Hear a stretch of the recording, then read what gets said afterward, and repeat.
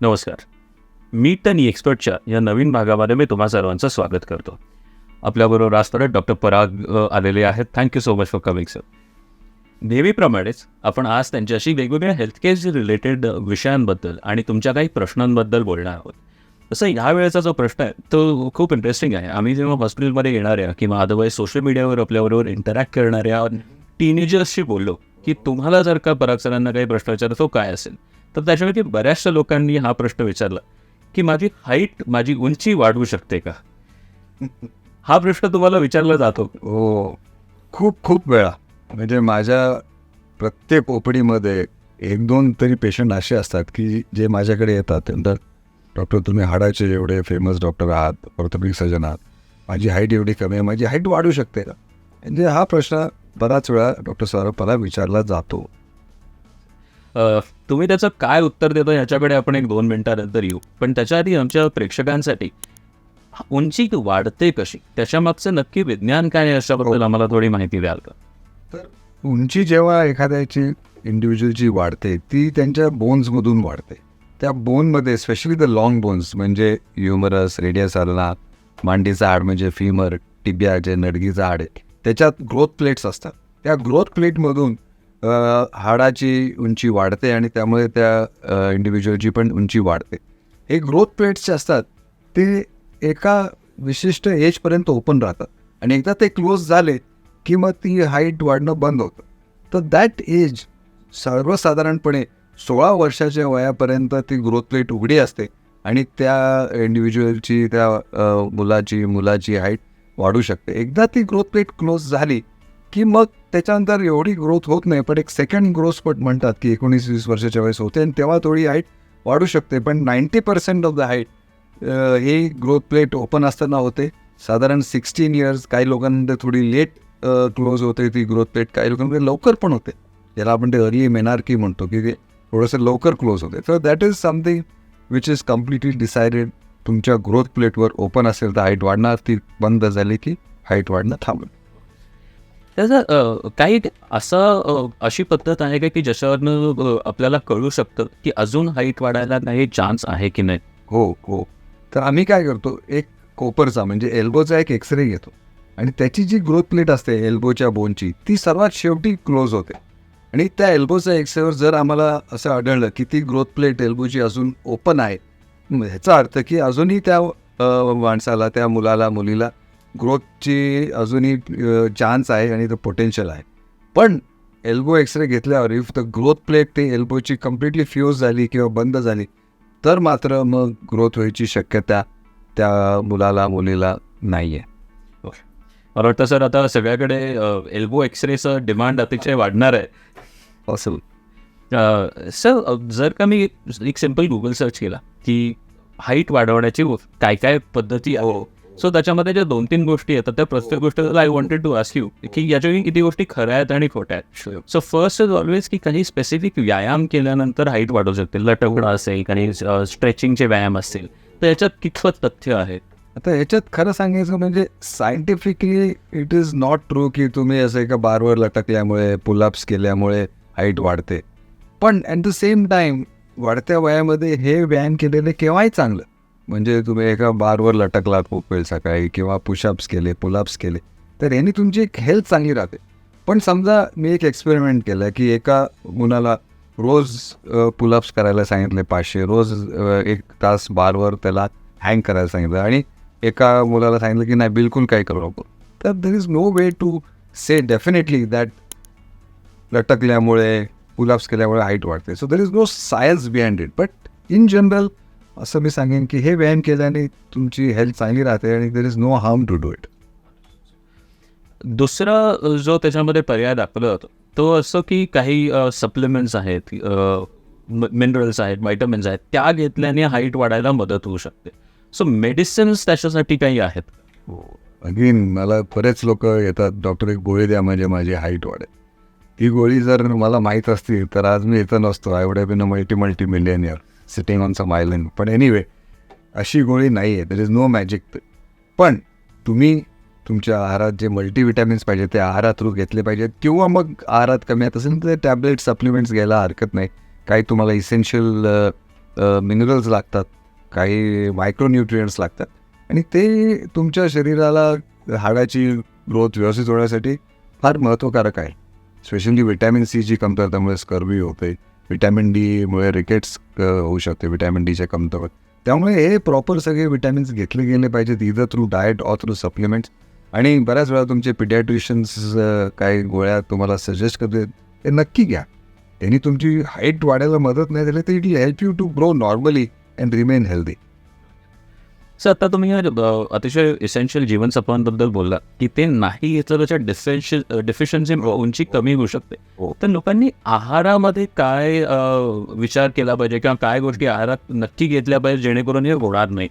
Again आहाराबद्दल हा प्रश्न नेहमी विचारला जातो की बरेच वेळा लोक काही असे जे शाकाहारी असतात ते मला येऊन विचारतात की मी आता मांसाहारी खाल्लं, मी आता व्हेज आहे पण नॉनव्हेज खाल्लं तर माझी हाईट वाढेल का, मी चिकन सूप रोज घेतलं तर हाईट वाढेल का? Again the answer is no.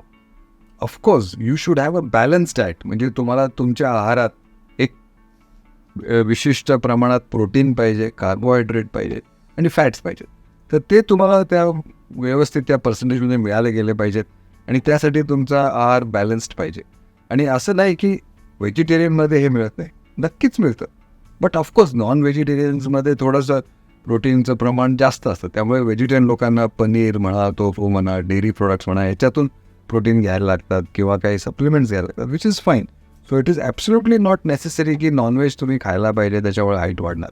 So height is again not related to diet but good health is related diet. आणि तुम्ही एक बॅलन्स डाएट घेणं खूप महत्त्वाचं आहे. जंक फूड नाही घ्यायचं. बस खूप ऑइली फूड खाल्लं आहे, काय चिप्स खाल्ले आहेत, बर्गर्स खाल्ले आहेत, त्याने उगाच तुमचं वजन वाढतं आहे. कारण जर स्थूलपणा आला, obesity, child obesity is very very common. म्हणजे कमी वयात आम्ही बघतो की खूप 80, 90 आणि 100 किलोचे काही मुलं येतात, मुली येतात आणि त्यांच्यात नक्की ती हाईट मग कमी होते. त्यामुळे आपण डाएट चांगलं ठेवून, हेल्दी ठेवून, वजन पण कमी ठेवायला पाहिजे. त्याच्यामुळे तुमची हेल्थ नक्कीच चांगली राहील आणि जे काय तुमची हाईट वाढणार आहे ती हाईट वाढायला चांगला वाव मिळेल. Thank you so much. Sir you being a orthopaedic surgeon, तुम्हाला बऱ्याचदा हा एक्स्ट्रीम प्रश्न पण विचारला जात असेल की सर्जिकली शस्त्रक्रियेच्याद्वारे उंची वाढवता येते का?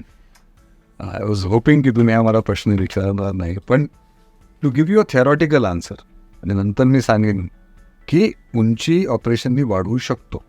पण जर माझ्याकडे एखादा मुलगा आला, मुलगी आली, त्याची हाईट 4 फूट 11 इंच आहे, तुम्हाला डॉक्टर मला ऑपरेशन करायचे, मी तयारी आहे, तुमचे जे काय फीज आहे मी देईन, माझी हाईट वाढून द्या, तर मी ते करेल का? नाही. ऑपरेशन करून हाईट वाढवता येते पण ते वाढवणं अगदी अयोग्य आहे. I do not recommend it. पण कधी कधी काय होतं की काही काही पेशंट येतात, त्यांना काही कंजेनायटल बर्थ डिफेक्ट्स असतात, कधी कधी पोलिओ असतो किंवा काही कारणांमुळे एक पाय छोटा एक पाय मोठा असतो. मग अशा लोकांमध्ये आम्ही हाईट वाढवू शकतो. There is a technique called as Ilizarov Russian technique. त्या एलिझाराव टेक्निकमध्ये आम्ही बोन कट करतो आणि तो बोन असं रोज डिस्ट्रॅक्ट करतो 1 मिलीमीटर एव्हरी डे आणि मग ती हाईट वाढू शकते. म्हणजे 6 सेंटीमीटर 10 सेंटीमीटर जवळजवळ 1 फूटपर्यंत पण हाईट वाढवलेले आमच्याकडे रिपोर्ट्स आहेत. पण that only if there is some condition where there is a problem and there is a lip length, म्हणजे एक पाय छोटा एक पाय मोठा आहे, तर नक्कीच वाढू शकतो आणि अगदी चांगल्या पद्धतीने वाढू शकतो. पण नॉर्मल ह्याच्यात हे रशियन जे टेक्निक आहे, एलिझाराव टेक्निक, बोन कट करून हाईट जरी वाढवता येत असेल तर ते करू नये. कारण ही सर्जरी जरी सक्सेसफुल असेल तर त्याच्यात कॉम्प्लिकेशन्स होऊ शकतात आणि इन्फेक्शन होऊ शकतं, त्रास होऊ शकतो. त्यामुळे नुसती हाईट वाढवायची असेल तर ही शस्त्रक्रिया आम्ही रेकमेंड करत नाही आणि बिलकुल करत नाही. आणि ती पेशंट्सनी पण, जे मुलं मुली ज्यांची हाईट कमी आहे त्यांनी त्याचा आग्रह धरू नये की ही शस्त्रक्रिया करण्यासाठी. अच्छा, अंडरस्टँड. सर हे सगळं मेनली जे डिस्कशन होतं ते कॉस्मेटिक हाईट ग्रोथच्या दृष्टीने होतं की मी चांगलं दिसावं किंवा माझी उंची जास्त असावी म्हणून हाईट वाढवायच्या वेळेस आहे. पण असे काही आजार किंवा अशा काही डिफिशियन्सी आहेत की ज्याच्यामुळे उंचीची वाढ खुंटते आणि त्याला काही औषधांमुळे किंवा काही ट्रीटमेंटमुळे ती वाढ नॉर्मल होऊ शकते. सो अशा काही गोष्टी आहेत ना. अशा बऱ्याच वेळा काही काही हॉर्मोनल डेफिशियन्सीज होतात. ग्रोथ हॉर्मोन म्हणून एक इम्पॉर्टंट हॉर्मोन असतो, तो कमी होतो. कधी कधी थायरॉइडच्या डेफिशियन्सीज होतात, जसं मी म्हटलं विटॅमिन डी, विटॅमिन सीच्या डेफिशियन्सी होतात. आणि ते जर आपल्याला कारण आढळलं तर then we have to supplement the body with that particular hormone. कधी कधी काही त्याला एक पिच्युटरी ग्लँडच्या काही शस्त्रक्रिया पण असतात की ज्याच्यामुळे मग तो ग्रोथ हॉर्मोन व्यवस्थित सिक्रिट होतो, किंवा थायरॉईडला कधी ॲडिनोमा असतो, त्याची काही ऑपरेशन्स आपण करून मग तो ग्रोथ ती नॉर्मल होऊ शकते. तर ते ओळखण्यासाठी तुम्हाला पिडियाट्रिशियनकडे किंवा ज्या ऑर्थोपेडिक सर्जनकडे जाऊन त्याचं निदान करायला पाहिजे. तसे काही डेव्हलपमेंटल चार्ट्स पण असतात की एक विशिष्ट वयात तुमच्या एजप्रमाणे ती हाईट तेवढी ती वाढली पाहिजे. तो डेव्हलपमेंटल माइलस्टोन्स तुमच्या पिडियाट्रिशियनकडे असतात आणि ते तुम्हाला सांगू शकतात. जर त्या पर्टिक्युलर एजला तुमच्या पेरेंट्सच्या हाईटच्या मनाने तुमची हाईट नसेल वाढली, तर मग यू हॅव टू इन्व्हेस्टिगेट की त्याचं कारण काय आहे. आणि जर काय त्याला मेडिकल रिझन सापडलं, growth hormone deficiency, thyroid deficiency, vitamin deficiency, मग ते करेक्ट करून ते हाईट परत आपण पूर्वरत नॉर्मलला आणू शकतो. Thank you so much. So in conclusion, जर का अजून अशी खूप लोक आहेत जी की who are not comfortable with their height, त्यांना सतत हा मनात विचार असतो की माझी उंची मी वाढवण्यासाठी काय करावं, आणि त्याच्या आजूबाजूला असणाऱ्या अनेक मिथ्सबद्दल तुम्ही आत्ता बोलला. पण तुम्हाला जर का त्यांना एक ॲडवाईस द्यायचं असेल तर काय, what advice would you give? तर सर्वप्रथम मी सांगू इच्छितो की जी काय तुमची हाईट आहे, जी काय हाईट ती होणार आहे, that is decided by God. It is God gifted. ती खूप तुम्ही जास्त प्रमाणात वाढवू शकत नाही.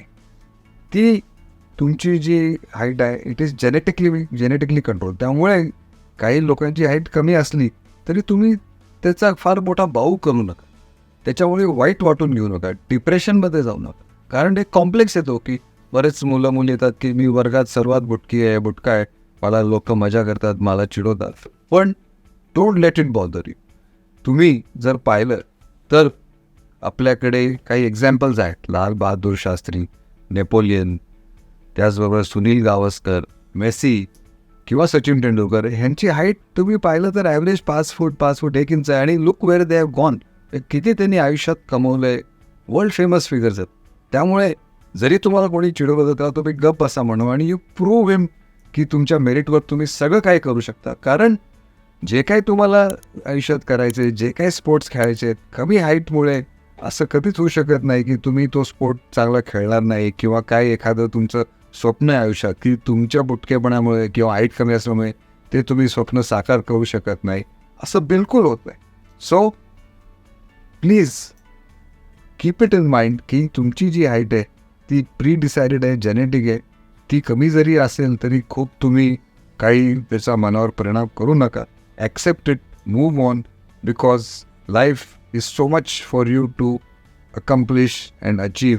आणि हाईटचा त्याच्यावर काही परिणाम नाही, हे मी तुम्हाला आज ठामपणे सांगू इच्छितो.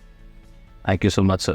तुमच्या सर्व माहितीमुळे आज बघणाऱ्या अनेक यंग मुलामुलींच्या अनेक प्रश्नांची उत्तरं मिळाली असतील, आणि finally I think they can be at peace with their own height. So thank you so much for enlightening us. Thank you. पुन्हा एकदा डॉक्टर सौरभ, आज तुम्ही मला या मीट द नी एक्सपर्ट कार्यक्रमात बोलवलं त्याबद्दल धन्यवाद. आणि मी आशा करतो की ज्यांनी कोणी हा कार्यक्रम ऐकला असेल आणि बाय चान्स त्यांची हाईट कमी असेल तर प्लीज काही फरक पडत नाही. Move on, keep working hard, आणि पूर्ण आयुष्य तुमच्या समोर आहे. And achieve and accomplish what you want. Thank you.